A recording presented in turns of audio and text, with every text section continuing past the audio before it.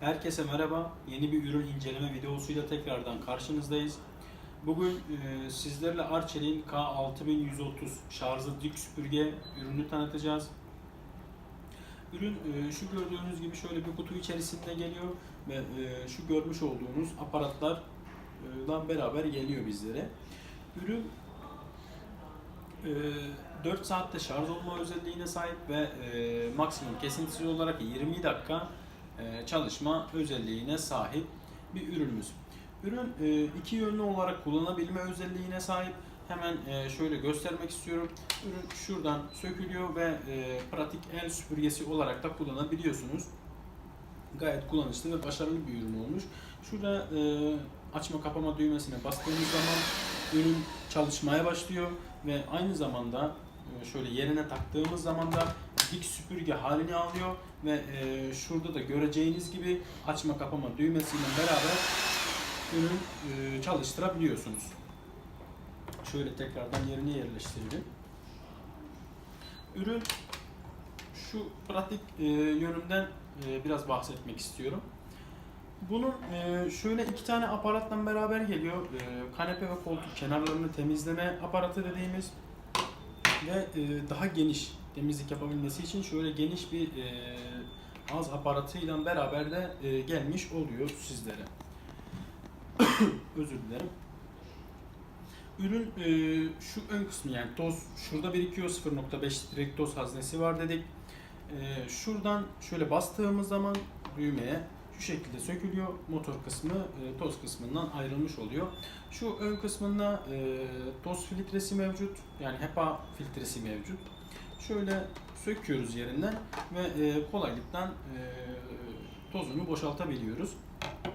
Bu HEPA filtreden biraz bahsetmek istiyorum sizlere.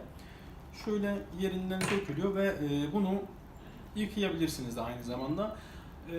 Özellikle şunu tavsiye ediyoruz. Biz genellikle ılık suyla yıkayın ve güneşin önünde kurutmaya çalışın. Hani kışın belki olmaz ama en azından bir peteğin üzerine bırakıp da kurutabilirsiniz. Ama kesinlikle ve kesinlikle soba veya saç kurutma makinesiyle kurutmayalım. Çünkü ürünün formunu bozmuş oluyor.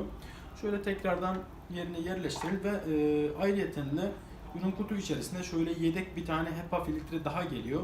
Bu da çok güzel bir şey olmuş, yedek göndermeleri. Çünkü bazen bittiği zaman hemen temin edilemiyor. Şöyle bırakayım. Tekrardan yerine yerleştirelim sizinle beraber. Şu şekilde gayet pratik ve kullanışlı bir şekilde sökülüp takılabiliyor.